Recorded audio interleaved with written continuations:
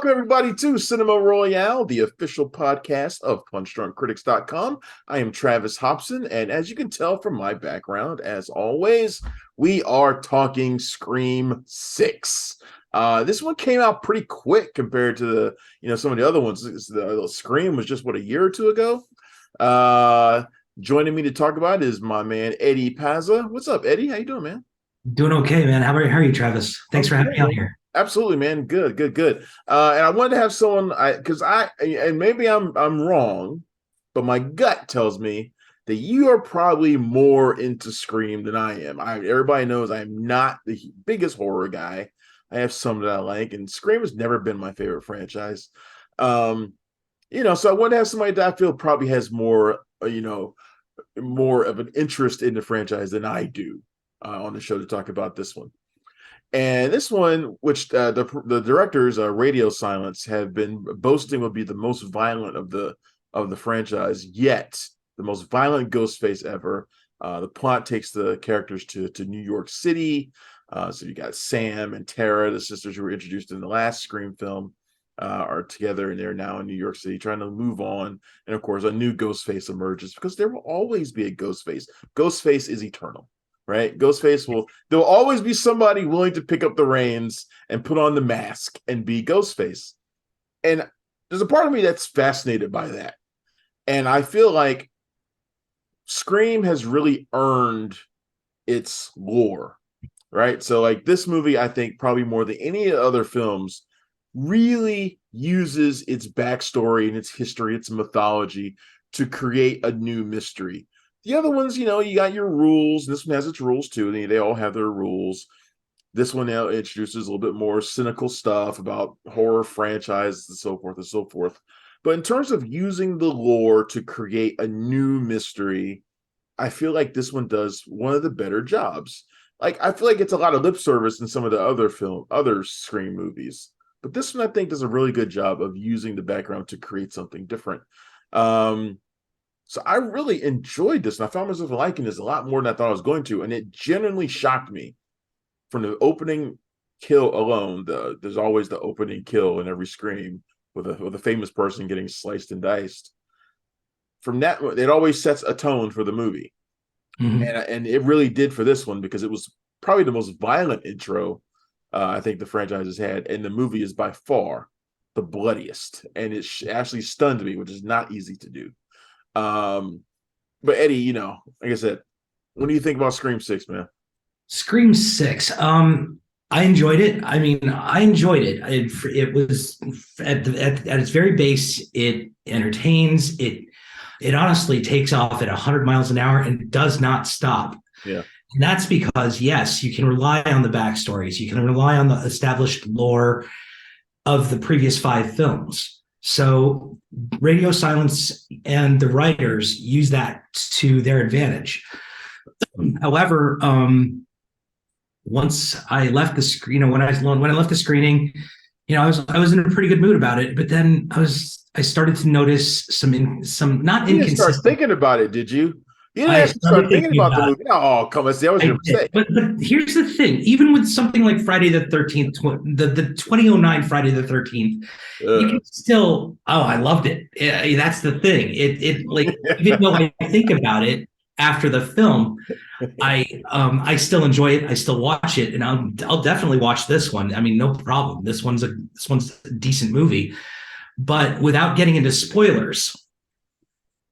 Yes, there are, as you said, the lip service to the other movies, the callbacks.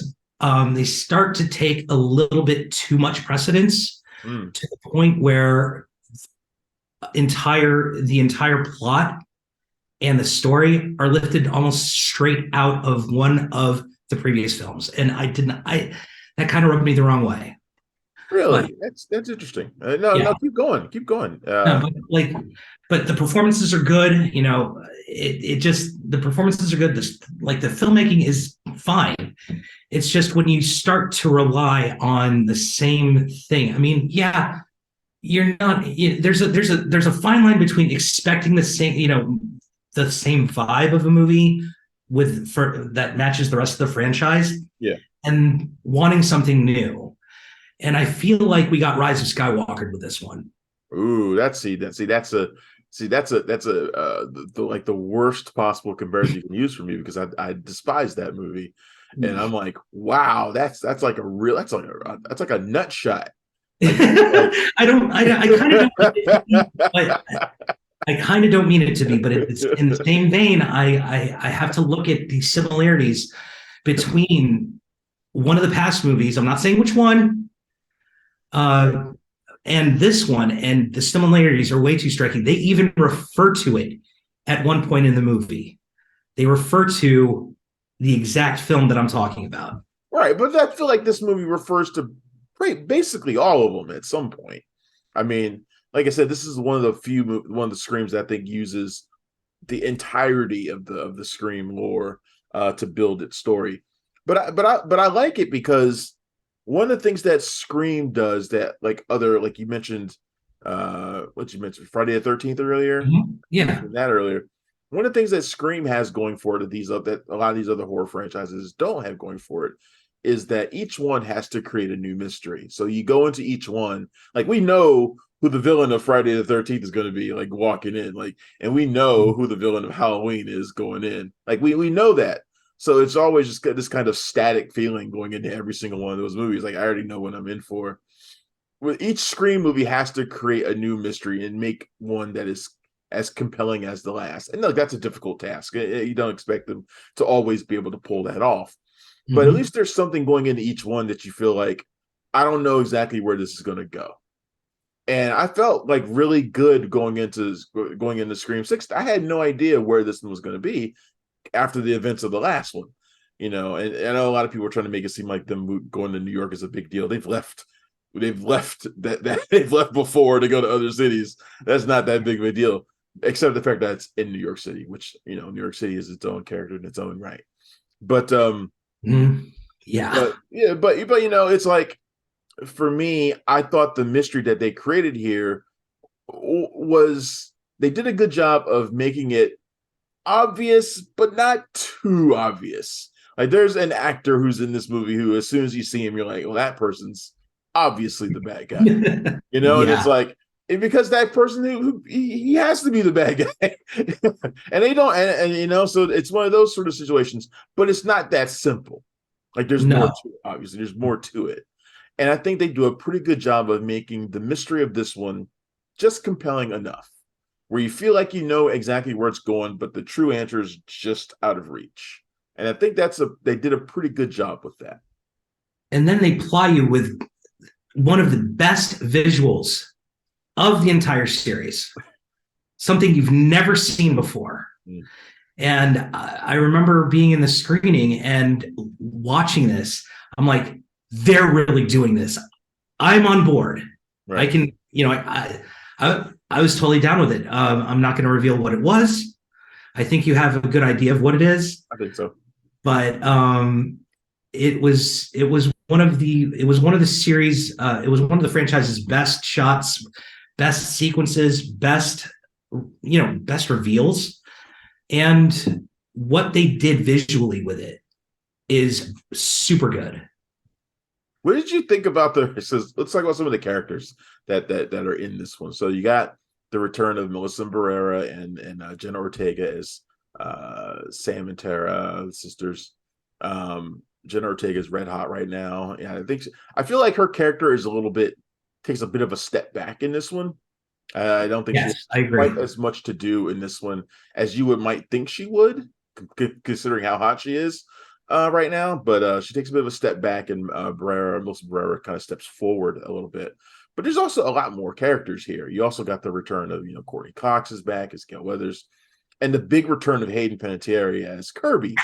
And I know, a lot of people are really happy to see Kirby return. She's a fan favorite. I really didn't give a damn that she was back, other than the fact that Hayden hasn't really acted much over the years. And and honestly, I thought she was pretty terrible. It's good. It's good. It's fun to have her. It's fun. The characters in Scream are fun, right? So it's fun to see Kirby back. I thought Hayden's acting was pretty terrible, though. It seemed like she was trying her best to like chew scenery sometimes. And a little bit too hip with the kid. I don't want to give away like the status of her character, but she was really trying hard to play into that that role that her character is in now. And I was like, okay, yeah, you really don't need to do that. Please just be Hayden. All right.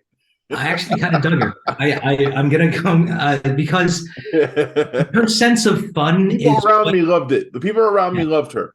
So yeah, I'm probably in the minority. It's that's all right. Her sense of the sense of fun that she brings to the proceedings, because everybody's stone cold serious. You've got Sam. She's dealing with mental trauma from not just what happened in last year's film, but the revelation of who she is.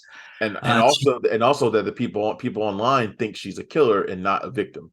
Which is Yeah. something that you see a lot nowadays. When I was watching the movie, I was thinking about the recent suicide of Stephen Twitch Boss, and, Yes. and how a lot of people have created entire websites and to accuse his wife of having killed him. And you're just It's like, not new. Remember Gary Coleman? how must that affect a person who's Yeah. their loved one, and to have like literally thousands, maybe millions of people think you're a killer, and and we get to see the impact on her in this movie. Yeah. And then you've got Tara, who just wants to be normal. And she had a really brilliant line, why can't I have a normal life? Right. And just she's wonderful, because the thing that gets me about Tara is she just wants the normal life. She wants to make mistakes. She wants to be free. And you get that through her, through Ortega's performance, and you get the overprotectiveness of Sam. And you've got the returning Mindy Meeks character, the twins. They're fantastic too. Core four. Just the core four. The little high five thing was. I'm a fan of the core four. And core four. Big fan of the core four. I'm looking forward to what they're going to bring out next year. Speaking of which, this isn't the first time a Scream film has followed on 1 year after. Scream, the original, was released in 1996. They followed it straight away in 1997 with Scream 2. Because the first one was such a huge hit, they jumped right on. Yep. Absolutely. And I'm guessing now with, like you said, Jenna Ortega's hot right now. Honestly, I don't think they knew how impactful Wednesday was going to be for her when they filmed this movie. So, yeah, she does get a little bit of the short shrift, but this is like, I get the feeling that this is more Sam's film, in that we're watching her having to struggle with all these different influences, the social media chatter, her health, the fact that her doctor doesn't even want to have anything to do with her. Nobody's helping her. So she has to help herself. And they've created a really good character in Sam Carpenter, I believe. I like Sam a lot. And I like her more after this movie. And I like her because she does have that continuing thread of, is she going to give in to bloodlust? Like her, like Billy Loomis, is she going to give into that? And that's a good continuing story arc for her to have. And I'm fascinated to see where it goes. Does she turn into like Dexter or something, or what's she going to do? Like, you don't know. And that's fascinating. And I feel like because they increased her character in this movie, it kind of made the absence of Sidney a little bit less. Like, I didn't miss Sidney as much as I thought I was going to. I didn't miss her at all, actually. Although I would say the way they dismissed her character in this movie was really lame. Like, when they brought her up, I was like, I wish you just wouldn't have said anything about her at all, rather than kind of the way they did it in such a ham-handed way. Just like, ugh. Ham-handed but necessary. Just don't mention her. Yeah. They wanted to focus more on, once that whole thing happened with Neve Campbell, they specifically rewrote the movie to focus on these four people. Yeah. And Gale Weathers. But it also, at least to me, Eddie, it felt like they also wrote it in a way that I could almost feel them hoping to the last second that Neve would change her mind. Oh yeah. like it seemed like they were like that's why they did it the way they did it. Because it's like they were just praying, like maybe at the last second she'll be like, okay, I'll do it. And then they can quickly change some stuff and insert Sidney into it. That's what it felt like to me. I was talking with my seatmate. I was like, honestly, with as much press that had been built up about the fact that Nev Campbell wasn't returning, I was like, I would not. It was not outside of the realm of reason for that to be a red herring, just because Scream is built on red herrings, Yeah. and taking it into the real life arena might be a step. It might have been a step that they might have taken to really get the audience involved, but no, they didn't. Yeah. And look, Scream isn't going anywhere. And as we've seen with Kirby, characters can come and go. Characters can always come back. So you never know. We might see Sidney again. In fact, I'm almost certain that we will someday. Yeah. We will see Sidney again being stalked by Ghostface. Let me pick your brain a second. Do you remember the first film, 1996? Yeah. Do you remember how we left Matthew Lillard's character, Stu Mocker, Yes. with a TV on top of his head? Right. You heard him go, I don't think he's dead. There's some part of me that thinks he's not dead, but I could be wrong. And usually am. But I wish, honestly, Matthew Lillard needs. I'd love to see him again in this franchise. When they finally do, here's my thing. And I was trying to explain it to our friend Lauren Bradshaw on the way out. And I was like, look, Scream's going to go on, but there will eventually be a last one. There will eventually be one that'll end it, and then maybe they'll reboot it somewhere down the line, but there will be a last one. And at some point, I always go back to the lines like, you play the hero long enough to see yourself become the villain. And I feel like these Scream movies, at some point, we're going to see somebody that and they even tease it in this movie. We're going to see somebody that we love as a legacy character do something really awful and maybe even become the Ghostface. I feel like that's the only way it can end, when they finally come to the end.